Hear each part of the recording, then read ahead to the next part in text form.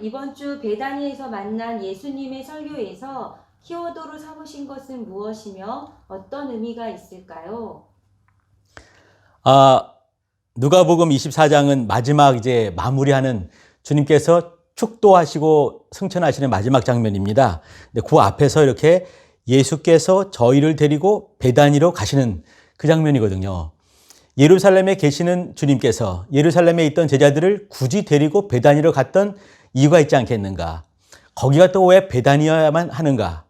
그 시작을 했어요. 그러니까 이제 주님께서 하신 일들, 주님께서 만난 사람들, 주님께서 갔던 그 지형들, 이것은 분명히 하나님께서 우리에게 주시고 싶어 하시는 메시지가 있다 생각을 했던 것이죠. 저는 이제 그 속에서 메시지를 잡았고, 또 이제 우리 공동체와 우리 교회와 우리 교인들, 또 힘들어하는 우리 성도, 저도 포함해서 저에게 주시는 어떤 하나님의 마음, 예수 그리스도의 마음을 읽으려고 애를 썼습니다. 그 속에서 이제 답을 찾았고요. 말씀 중에 길들여지지 않고 덜 성장하였기에 온전치 않은 어린 나귀를 예수님이 타시니라를 말씀하셨습니다.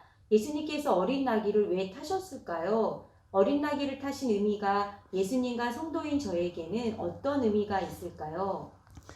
먼저는 나귀를 타셨다라는 얘기는 우리 성도님들이 잘 아시는 것처럼 어떤 일도 주님께서는 자유로 움직이거나 하신 걸 없습니다. 그러니까 미리 선지자 통해서 말씀을 주신 거거든요. 여기도 보게 되면 스가랴 9장 9절에 보게 되면 주님께서는 겸손하여서 나귀의 어린 것, 나귀 새끼를 탔다 이렇게 말씀하셔요. 그러니까 주님께서 나귀 새끼를 타고 하신 것은 뭐냐면 먼저는 성경을 이루신 것입니다. 성경을 이루시고 저는 그 속에 또 이제 어떤 걸 보고 싶냐면 나귀는 그 어미 나귀 같지 않게 뭔가를 해보지가 않은 거예요. 훈련받지 못했고 또 이렇게 채워지지 못했고 또 길들여지지 않은 주인에게 길들이지 않은 그런 야생적인 모습이 있는 거죠. 지 멋대로 하고 싶은 모습이 있는 거죠. 그 속에서 사실은 저는 저를 본 거예요. 내 속에서 제 멋대로 이렇게 자기 뜻대로 하고 싶어 하는 그런 것들. 근데 그럼에도 불구하고 너무 감사한 것은 우리가 어떤 자격이 되지 못하고 또 갖추어지고 훈련받지 못한 그 거친 부분이 있지만 주님께서도 하신 말씀이 뭐냐면 이렇게 주께서 쓰시겠다 하라. 주가 쓰시겠다 하라. 저는 그 속에서 감동을 하는 것이에요. 주님, 저 훈련되지 못하고 뭐 갖춰진 것이 없지만 저 쓰시겠습니까? 제가 주 앞에 쓰임 받겠습니다 하는 겸손한 모습을 내려놓고 싶어하는 그런 이제 소망이 있는 것이지요. 네.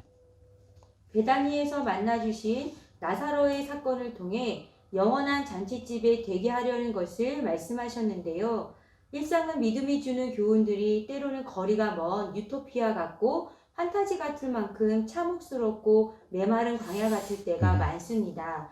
부활하신 예수님을 모시고 사는 내 삶이 좀 더 예수로 말미암은 영원한 잔치집 같으려면 마음 자세를 어떻게 가지면 좋을까요? 광야란 말이 이제 저한테 이렇게 주는 어떤 느낌, 어떤 그런 어떤 감이 있는데 제가 광야를 참 좋아하거든요. 좋아하는 이유는 그 속에 광야 속에 광야 안에는 광야의 주인이 계시기 때문에 그렇습니다. 제가 광야를 가봤어요. 가보니까 사람 살 곳이 못 돼요.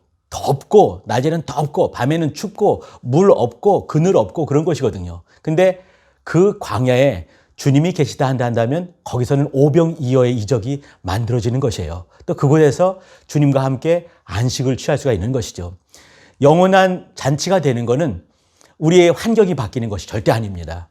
우리의 환경은 여전히 아까 나눴던 것처럼 고난과 가난과 슬픔이 있는 곳이에요. 베다니가 되는 것이죠. 근데 베다니가 영원한 잔치가 될 수 있는 이유는 영원한 잔치의 주인 되신 그분이 오셨을 때 비로소 잔치집이 되는 것입니다. 근데 잊지 말 것은 뭐냐면 그러나 둘러보면 광야는 광야예요.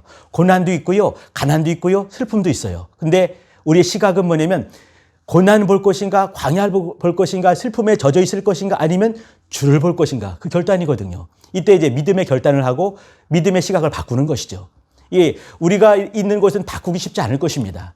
서서히 바뀌어지게 되겠지만 금방 바뀌어지지 않아요. 그러나 내 마음과 내가 주를 바라는 그런 마음과 또 본향을 향하는 마음은 순간에 바꿀 수가 있는 것이죠. 그러면서 사실은 이제 베다니가 사실은 평강이 예비된 도시를 향할 수가 있는 것입니다. 그때 영원한 잔치집이 마련되는 것이지요.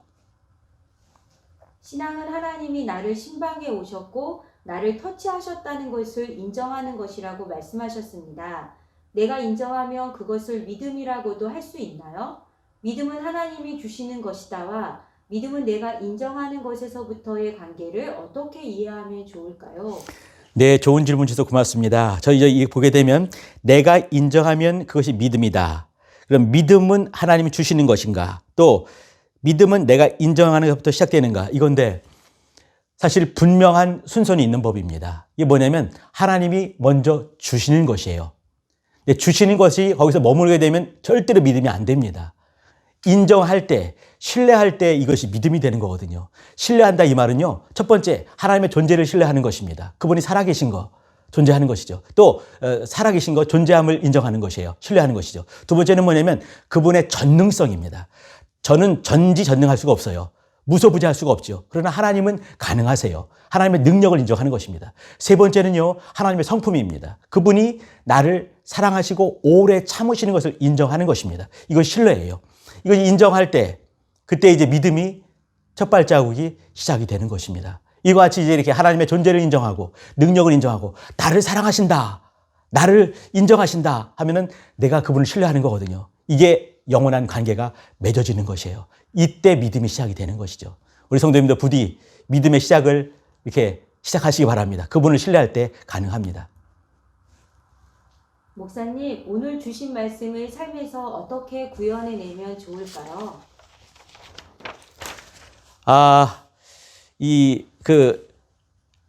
신뢰 얘기를 말씀드렸고, 이제 이것이 삶을 통해서 드러나는 얘기를 이제 해야 될 텐데, 여기서 제가 이제 그 세 가지 얘기를, 세 가지 사건을 통해서 말씀을 드렸습니다. 기억나시나 모르겠습니다. 그 잔치집, 초상집이 잔치집으로 바뀌는 얘기, 그리고 이제 열매 없는 무화과 나무가 말라 죽는 얘기. 우리가 말라 죽으면 안 되니까 이 얘기를 나누는 건데 말이죠. 주님께서 이것은 경고로 주신 것입니다. 그리고 훈련되지 않은 나귀가 주님과 함께 그 성도, 거룩한 도시, 거룩한 곳으로 같이 입성하는 그 얘기를 드렸습니다. 여기서 이제 이게 삶의 방법인데, 여기 길들인 얘기를 제가 드렸습니다.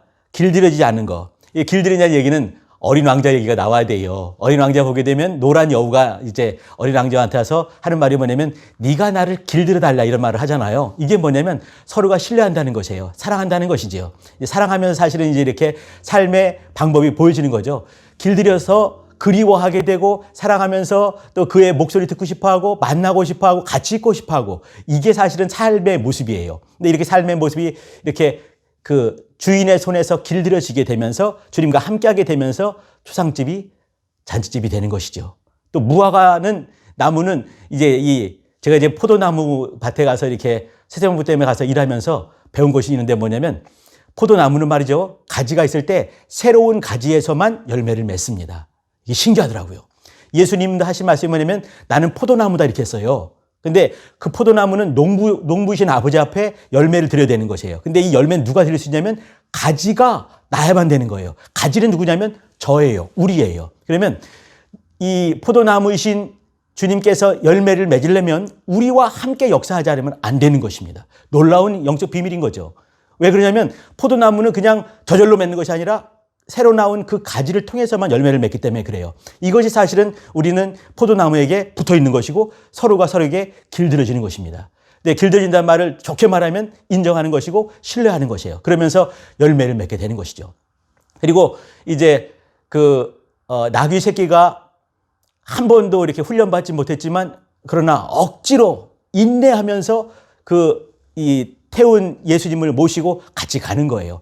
이것이 우리의 신앙생활이고 영적 생활입니다. 보면은 이 나귀가 힘든 이유는 뭐냐면 주님이 계시기 때문에 그래요. 주의 무게가 있는 거죠. 이게 뭐냐면 신앙생활의 무게인 거예요. 만약에 그게 없다면 어마어마한 사망과 죄의 무게를 지가 짊어질 수밖에 없는 것이에요. 그럼 어떻게 될 것인가? 주님의 짐, 작고 가벼운 주님의 짐을 짊어질 때 우리는 성도에 무사히 들어갈 수가 있을 것입니다. 주님과 같이 들어갈 수 있을 것이에요. 우리 성도님들 힘들 때 신앙의 무게라고 여기시기 바랍니다. 예수님의 무게라고 생각해 주세요. 우리에게 주어진 십자가라고 생각해 주세요. 이걸 짊어지면서 우리는 같이 그분과 같이 성도에 무사히 들어가게 될 것입니다. 힘내주시기 바랍니다. 고맙습니다.